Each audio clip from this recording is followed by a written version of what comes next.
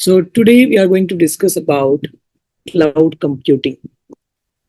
Uh,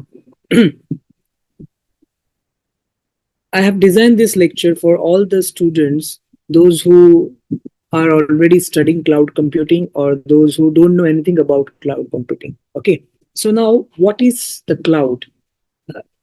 I know I'm repeating again because the previous speaker has very well explained, but let me explain according to me what is the cloud. Okay. The cloud is essentially the internet. It's a global network made up of many servers and data centers located all around the world. So these servers and data centers store and manage data, run applications, and provide various online services. Instead of storing data or running programs on your local computer, you can access them over the internet. This means you can use your files, software, and services from any device with an internet connection, whether you are at home, at work, or on the go. That means accessibility. Um, then imagine the cloud like a huge storage warehouse.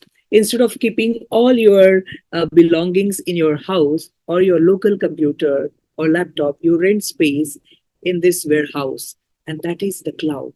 So you can retrieve or store items anytime you need without having to manage the warehouse itself. So that is what is known as cloud. Now, what is cloud computing? See, cloud computing is a way to deliver various computing services over the internet. So these services includes things like storage space, databases, servers, networking tools, software applications, and what you can say, data analysis. There are various services which you get through this, like storage. So you can save your files and data on the cloud instead of your personal hard or hard drive. Then databases, you can use cloud-based databases to organize and manage your data. Servers, like you can rent virtual servers from cloud providers instead of owning physical one. Then comes networking. So you can use cloud networking to connect different parts of your application or service over the internet. Then comes software. So you can access software applications over the internet without installing them on your computer, and analytics. So you can analyze large sets of data using cloud-based tools and services. And it's very easy to use. With cloud computing, users don't have to worry about setting up and maintaining the hardware and software that support these services. The cloud provider takes care of all the heavy lifting, such as updating software, managing security. Think of cloud computing like using a utility service, just like you use electricity from the grid without needing to own a power plant. You use computing resources from the cloud without needing to own and manage all the hardware and software. So by understanding the basics of what the cloud and how cloud computing works, you can better appreciate how these technologies enable us to access powerful computing resources conveniently and efficiently from anywhere in the world. Yes. Why cloud computing? The first is scalability, easily scale resources. So imagine your business suddenly has more customers and you need more computing power to handle their request. With cloud computing, you can easily add more resources like more storage space or more servers as needed. Similarly, if the demand decreases, you can reduce the resources you're using. So this flexibility helps businesses manage their resources efficiently. Then no need for expensive hardware. in this scalability. Traditionally, businesses had to buy and maintain their own servers and the other hardware. So this can be very expensive and time consuming. With cloud computing, you rent these resources from cloud providers. This means you don't have to invest a lot of money upfront to buy and maintain hardware. Then comes cost efficiency. Uh, you know, pay as you go model. It means with cloud computing, you only pay for the resources you actually use, similar to how you pay for utilities like electricity. This means you don't have to pay for unused resources, which can save a lot of money. Then also in the cost efficiency, you can reduce capital expenditure. Since you are renting resources instead of buying them, you don't have to spend large amounts of money upfront on hardware and software. This reduces the financial burden on businesses, allowing them to allocate funds to other important areas. Then comes accessibility. Access from anywhere. Cloud services can be accessed from anywhere with an internet connection. This means you can work from home, a coffee shop, or even while traveling. This flexibility is especially useful in today's world where remote work is becoming more common. Then it also facilitates remote work and collaboration. Team members can easily collaborate on projects, share files, and communicate in real time, no matter where they are located. So this makes it easier to work together and stay productive, even if the team is spread across different locations. Then comes performance and reliability. High performance infrastructure it gives. So major providers invest in top notch hardware and software, ensuring that their services are fast and efficient. This means you can rely on the cloud to handle demanding tasks and deliver good performance. Then you can do redundant data storage and disaster recovery also. Cloud providers often store data in multiple locations. This means that even if one data center experiences a problem, your data is safe and can be accessed from another location. They also have disaster recovery plans in the place to ensure your data and services can be quickly restored in case of any issues. And if you look at it from the innovation point of view, you can access to advanced technologies also, like cloud providers offer advanced tools and technologies like artificial intelligence and machine learning. So this can be very expensive and complex to set up on your own. So by using cloud services, businesses can leverage these advanced technologies without needing to invest heavily in infrastructure. Also, you can do quick deployment of new applications. Like the cloud allows businesses to develop and deploy new applications quickly and easily. So this speed of innovation means companies can respond to market changes faster and offer new products and services to their customers more rapidly. So by leveraging the benefits of cloud computing, businesses can scale their operations, save cost, ensure accessibility and reliability, and innovate more effectively. This makes cloud computing a powerful tool for modern organizations. Okay, now early models of cloud computing. So the mainframe computing. Now here comes centralized computing. Okay, in the early days of computing, companies and organizations use large, powerful computers called mainframes. So these mainframes were centrally located and managed all the computing tasks for the organization. So users, they have terminals for access. Like users didn't have their own personal computers. Instead, they use terminals, which were simple devices that had a keyboard, and a screen. So these terminals connected to the mainframe and allowed users to access its resources, perform calculations, and process data. All the heavy computing was done by the mainframe, but not the terminal. Okay, then a client server model. Now, what do you mean by this?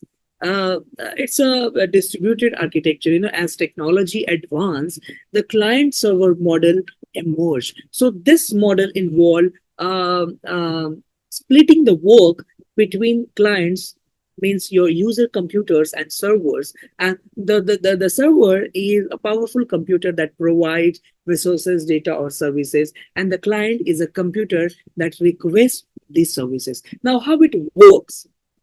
For example, when you use a web browser, which means a client, to access a website, your request is sent to a web server. Now, the web server processes your request and sends the necessary data back to your browser to display the web page. So this model allows for more efficient use of resources and supports many clients simultaneously. Then comes grid computing. Now, you can connect multiple computers. Like grid computing involves connecting many separate computers to work together on a single problem. So these computers can be located in different places but are connected via a network. You can share resources also. In grid computing, each computer in the grid shares its resources, such as processing power and memory to work on large tasks. So this model is particularly useful for tasks that require a lot of computational power, like scientific simulations, weather forecasting, and complex calculations. For example, think of a grid computing system as a group of people working together to complete a large puzzle. So each person works on a piece of the puzzle, and together they complete it much faster than one person could alone.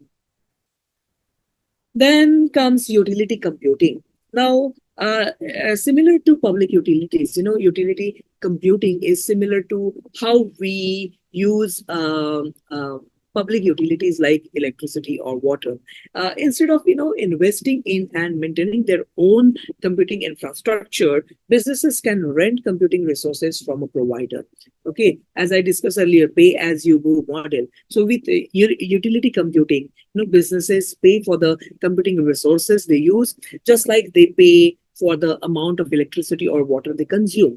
So this model helps businesses avoid the high cost of buying and maintaining their own hardware and allows them to scale resources based on their needs. For example, imagine a company that needs extra computing power for a short-term project. Instead of buying new servers, they can use utility computing to access additional resources for just the duration of the project and pay only for what they use. So it's just that simple. So by understanding, these early models of computing, we can see how the concepts and technologies evolved over time, leading to the development of modern cloud computing. So each model built on the strengths of its predecessors, addressing limitations and introducing new capabilities that have shaped the way we use computing resources today. Okay, delivery models and services. So cloud service models, this we call infrastructure as a service, which is IaaS.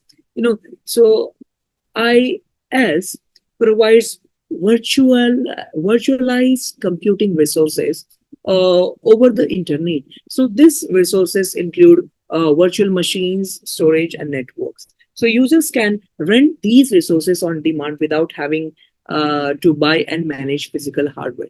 For example, the previous speaker has very well explained. Amazon Web Service, AWS, offers a wide range of IaaS services such as virtual servers, EC2, then storage, S3, and networking solutions.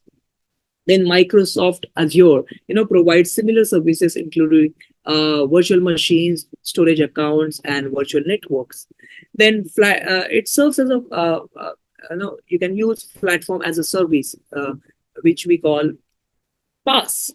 IaaS and PaaS. Okay. Now, PaaS offers a platform allowing customers to develop, run, and manage applications without dealing with the underlying infrastructure. So it includes tools for deployment, tools for development, testing, deployment, and maintenance of software applications. For example, you can use Google App Engine, a PaaS that enables developers to build and deploy applications on Google's infrastructure.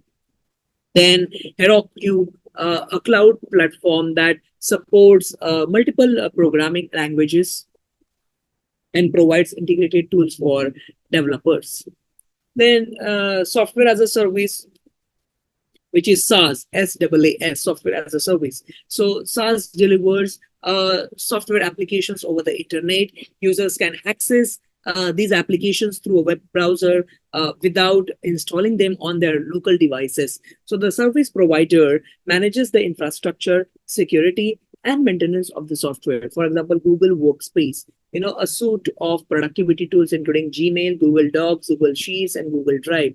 Then Microsoft Office 365, offers cloud-based versions of Microsoft Office applications like Word, Excel, and PowerPoint, along with additional services like OneDrive and Teams. Then deployment, what again? Say deployment models. So here comes public cloud. Okay, now public cloud services are delivered over the public internet and shared among multiple organizations. So these services are provided by third-party cloud service providers and can be accessed by anyone who pays for them. For example, Amazon Web Services, AWS, offers a range of services that are available to the public. Then Google Cloud Platform provides various public cloud services accessible over the internet. Then comes private cloud. A private cloud is what is a cloud infrastructure operated solely for a single organizations. So it offers more control, security, and customization options compared to the public cloud. There are lots of benefits like enhanced security and privacy since resources are not shared with others, then greater control over the infrastructure and compliance with regulatory requirements. Then comes hybrid cloud, like a hybrid cloud combines public and private clouds, allowing data and applications to be shared between them. So this model provides the flexibility to run workloads in the most appropriate environment. Benefits like it balances the need for security and control with the cost efficiency and scalability of the public cloud. Then it also allows for the dynamic resource allocation and workload optimization. Then comes community cloud. A community cloud is a shared infrastructure for a specific community with common concerns such as security, compliance, or policy requirements. So it can be managed internally or by third-party provider and can be hosted on premises or off premises. For example, government or healthcare cloud, a community cloud designed to meet the specific needs of government agencies or healthcare providers, ensuring compliance with regulations like HIPAA, which is Health Insurance Portability and Accountability Act. So by understanding these delivery and deployment models, you can see how cloud computing provides a variety of options to meet the different businesses' needs and requirements. So each model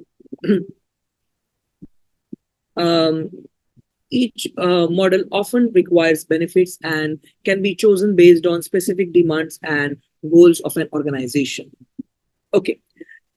Then here comes ethical issues in cloud computing. Privacy concerns. So data privacy risks. When you store data in the cloud, it is stored on servers managed by a cloud service provider. So this data can be at risk of unauthorized access.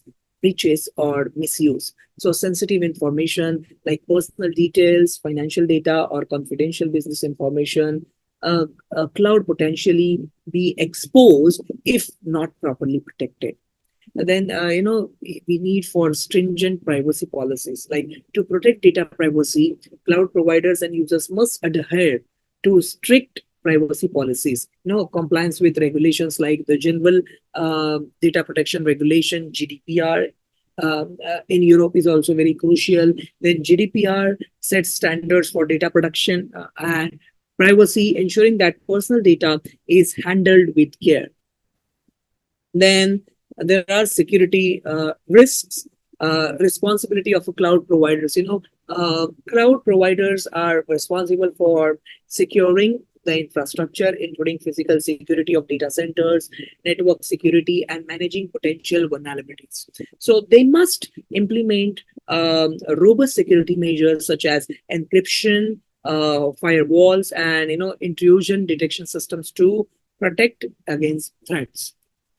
Then comes user responsibility also. While providers secure the infrastructure, users are responsible for securing their data and applications. This includes using the strong passwords, regularly updating software, and managing access controls to prevent unauthorized access. Then comes data ownership, ownership questions. When data is stored in the cloud, questions arise about who owns it. It is the user, the cloud provider, or both. So it is essential to have clear agreements outlining data ownership rights to avoid disputes. Then importance of clear agreements is very essential. Service level agreements, which we call SLS, should specify who owns the data and what rights the cloud provider has. So understanding these terms helps ensure that users retain control over their data and know how it will be used. And then the last is transparency, understanding data handling. So users need to know how their data is being handled, where it is stored, and who has access to it. So transparency from cloud providers about their data handling practices builds trust and helps users make informed decisions. Providers' transparency is also important. Like cloud providers should clearly communicate their policies regarding data storage, security measures, and data sharing with third parties. So regular audits and certifications can help verify the provider's compliance with these policies. Then comes vendor lock-in. There are some challenges to moving data, like in the previous slide only. So vendor locking occurs when it becomes difficult to move data and applications between different cloud providers. So this can happen due to proprietary technologies, different data formats, or complex dependencies. So this makes it hard for users to switch providers or adopt a multi-cloud strategy. Okay, then awareness and mitigation is also important. Like users should be aware of potential lock-in risks when choosing a cloud provider. So understanding the cloud or understanding the provider's policies on data portability and compatibility with other services is crucial. To mitigate this, users can adopt strategies like using open standards and avoiding proprietary technologies that restrict flexibility. So by addressing all these ethical issues, both cloud providers and users can ensure a more secure, transparent, and fair use of cloud computing resources. And this helps build trust in cloud services and encourages responsible practices in the industry. Then comes, next slide, please, cloud vulnerabilities. Cloud vulnerabilities. Here comes data breaches, unauthorized access to data. A data breach occurs when unauthorized individuals gain access to sensitive information stored in the cloud. So this can lead to the theft or exposure of personal, financial, or confidential business data. So common causes include weak passwords, phishing attacks, or vulnerabilities in the cloud provider's security infrastructure. you have to take strong security measures to prevent data breaches. Cloud providers must implement robust security measures. So this includes encryption of data both at rest and in transit, multi-factor authentication, and regular security audits. Users should also steps to protect their accounts, such as using strong unique passwords and enabling two-factor authentication. Then comes service outages. Okay, downtime risk.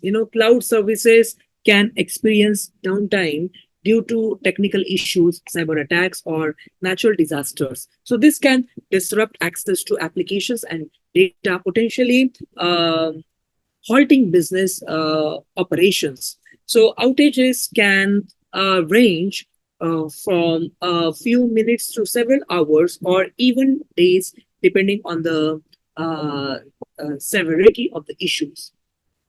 Like contingency plans, to mitigate the impact of service outage, users should have contingency plans in place. So this can include having backup systems, data redundancy, and disaster recovery strategies. So regularly backing up critical data and using multiple cloud providers, a multi-cloud strategy, can also help ensure continuity during an outage.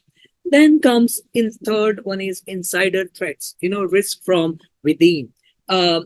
Insider threats involve risk from within the organization, such as employees or contractors who misuse their access to data. So this could be due to malicious intent, negligence, or human error. Examples include leaking confidential information, altering data, or sabotaging systems. To mitigate insider threats, organization should implement strict access controls. This means limiting access to data and systems based on the principle of least privilege, means only granting access necessary for the job. Then regular monitoring and auditing of user activities can help detect suspicious behavior clearly. Then training employees on security best practices and encouraging a culture of security awareness are also crucial. Then the last one is insecure APIs. APIs vulnerabilities like application programming interfaces, which is APIs, are used to interact with cloud services and applications. So if APIs are not securely developed, they can be vulnerable to attacks such as data breaches, denial of service, or unauthorized access. So common vulnerabilities include weak authentication, lack of encryption, and exposure of sensitive data. Then there are secure development practices also. To ensure API security, developers should follow secure coding practices such as validating inputs, implementing proper authentication, and authorization mechanism and encrypting data. So regular testing of APIs, including security assessment and penetration testing, is it's crucial to identify and fix vulnerabilities before they can be exploited. So using API gateways and management tools can also help monitor and control API uses, adding an extra layer of security. So by understanding and addressing these cloud vulnerabilities, like all those four which I discussed now, both cloud providers and users can enhance the security and reliability of cloud services, ensuring that data and applications remain protected against various threats. Okay, then comes parallel computing. Okay, now what is parallel computing? So simultaneous use of multiple compute resources to solve a computational problem. In these tasks are divided into smaller subtasks and executed concurrently. So there are benefits also, like faster processing of large data sets and complex calculations you can do, then efficient use of computational resources, applications like scientific simulations, weather forecasting, and financial modeling. So parallel computing involves using, multiple processors or computers in the same time to solve computational problem. Instead of, solving a problem step by step with a single processor, which is serial computing, parallel computing breaks down the problem into smaller tasks that can be processed simultaneously. So division of tasks, that means, so a large task is divided into a smaller subtasks, and each subtask is then assigned to a separate processor or computing node. So these subtasks are executed concurrently, which means they run at the same time rather than one after the other. Benefits like fast processing, because multiple subtasks are processed at the same time. So parallel computing significantly reduces the time required to solve large and complex problems. So this speed up is especially important for applications that require the processing of large data sets or complex calculations. Efficient use of resources, this is also a benefit of one of the benefits of these. Like parallel computing makes efficient use of available computational resources. By distributing the workload across multiple processes, it maximizes the utilization of computing power. So this effectively leads to better performance and quicker results. Then there are various applications like, as I said, scientific simulations. So parallel computing is widely used in scientific research to simulate complex systems and phenomena. For example, simulating the behavior of molecules in a chemical reaction or modeling the spread of diseases. So these simulations often require, processing large amounts of data and performing numerous calculations, making parallel computing essential. Then in weather forecasting also, you can use, weather forecasting relies on parallel computing to analyze vast amounts of meteorological data and run complex climate models. So by processing data in parallel, this meteorologist can generate accurate weather predictions more quickly. Then in financial modeling also, you can use this. In finance, parallel computing is used to perform risk assessments, optimize investment portfolios, and analyze market trends. So complex financial models and that involves numerous variables and scenarios can be processed much faster with parallel computing. Example like imagine you need to paint a large wall, okay, and if one person paints the wall, it will take a long time. However, if you divide the wall into sections and have multiple people painting each section simultaneously, the job gets done much faster. So this is similar to how parallel computing works, by dividing a problem into smaller tasks and solving them concurrently. So by leveraging, the power of parallel computing, organizations and researchers can tackle large-scale problems more efficiently, making it a crucial technology in various fields that require, intensive data processing and complex calculations.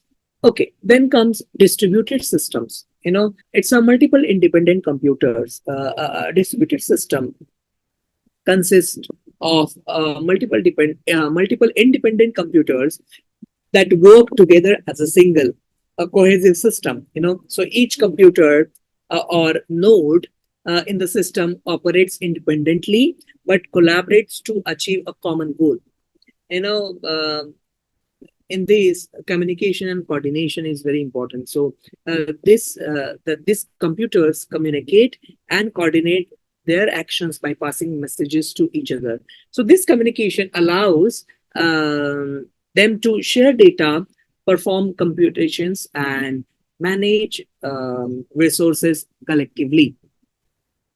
Then there are some characteristics like scalability. So one of the key features of distributed systems is their scalability. This means you can easily add more nodes, means the computers, to the system to handle increased workloads or to improve performance. As the demand for resources grows, new nodes can be added without significant disruption to the existing system. Then you can do fault tolerance. Distributed systems are designed to the fault tolerant. This means they can continue functioning even if some of the nodes fail. The system can redistribute tasks among the remaining nodes, ensuring continuous operation and minimal downtime.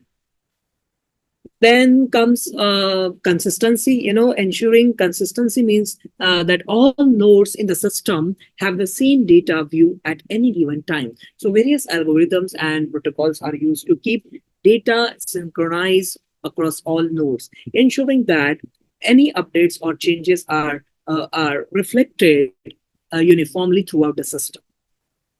Then there are applications of this like distributed database. Distributed database store data across multiple nodes, which can be